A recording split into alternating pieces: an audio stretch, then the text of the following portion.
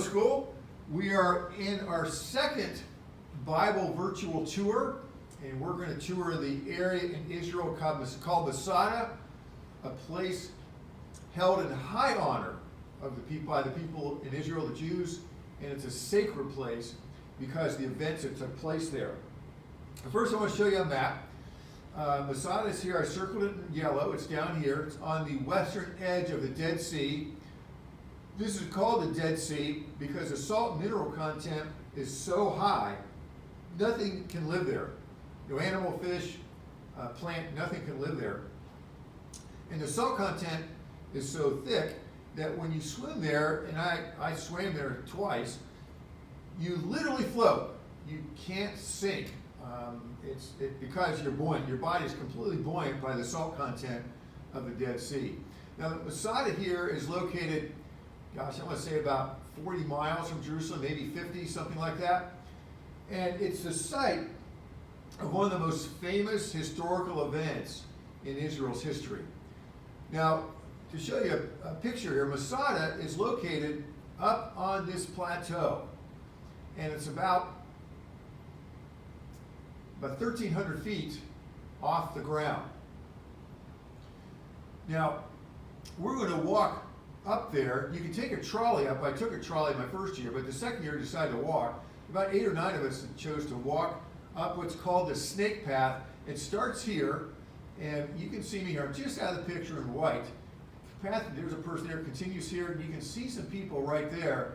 And the path goes up and switches back and forth up this mountain, ends there, and Herod the Great built a palace up here as a summer getaway for himself, and also as a fortress that if his throne or his reign was ever threatened, he could escape into this desert region and live in that palace area. Now, he fortified it about 100 years before the events took place in Masada. And I'll show you a model of what it looked like. But he had self-sufficient water supply. They had animals up there. They could grow gardens. But after Herod died, there came a period of time in which the fortress had been abandoned. Now, Jesus, the last week of his life, had told the Jews that a time was coming, a terrible time was coming, in which not one stone in Jerusalem and the temple would be left on top of each other. It would be a time of utter destruction. That time came about 40 years after Jesus died in 70 AD, when the Romans invaded Israel as a final way of saying, we're done putting up with all your revolts and all the political things that are going on there. They had revolts regularly. And so the Romans said, we're going to crush this once and for all. And so they invaded Jerusalem, destroyed the temple in 70 AD, and there were people who fled the destruction and came out into this desert area to live on top of this mountain. Now, the reason that it would be safe for them is Herod made it virtually impossible for an army to make it up this mountain. This trail is too small to accommodate an army, and there's no other way up. The ground is too unforgiving. It's too steep. So these Jews fled Jerusalem and lived for about 2 years up here on this mountaintop. The Romans commissioned Flavius Silva to take a Roman army down there and figure out a way to bring the Jews off the top of that mountain to complete Rome's conquest of Israel and the Jews in 70 AD. Now, this now is about 72, 73 AD when Flavius Silva gets an army down there and is trying to figure out how to finally defeat the Jews who are on top of this mountain plateau. Now, here's another picture of the snake path. I'm right there in white. As we made it up there, I think it took us about 45 minutes to walk up there. It's about 1.5 miles long, but you're going up about 1,300 feet to get to the top.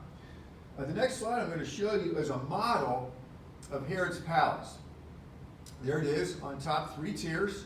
So he built it 3 phases, and I'll show you a video later that will kind of give you a feel for how massive this complex was. The Romans figured out a way to conquer it by building a ramp up to the top of that plateau.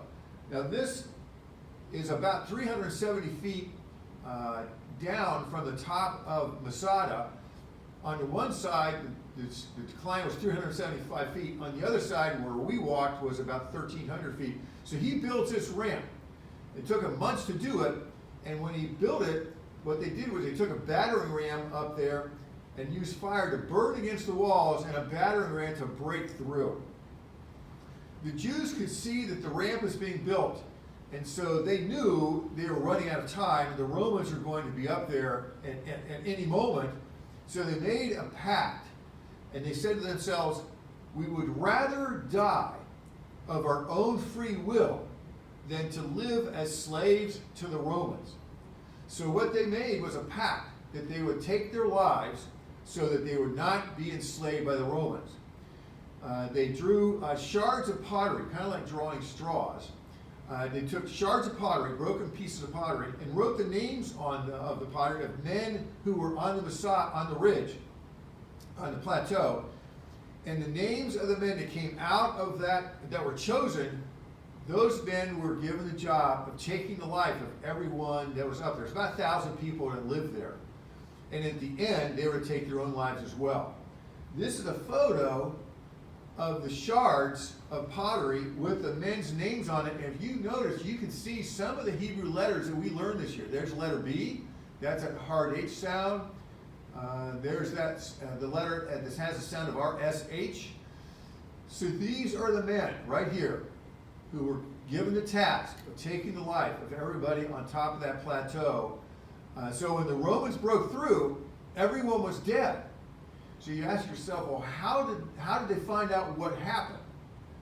There were 2 women and 5 children that survived the mass suicides that took place on top of the mountain, and that's how the story got out. I've got one last video I want to show you that will give you a feel for how massive the complex was, and then we'll be done with our tour. From the northern or highest part of Herod's palace on Masada, looking over the big sea. This is unbelievable. I mean, seriously, I know that word gets tossed around. It's unbelievable. Definitely one of the highlights of being here. So just seeing what this was like, and the courage of the people who said they'd rather take their lives as free people than to live their lives as slaves. Well, that's your virtual tour of the Masada in Israel. Middle school, I'm out.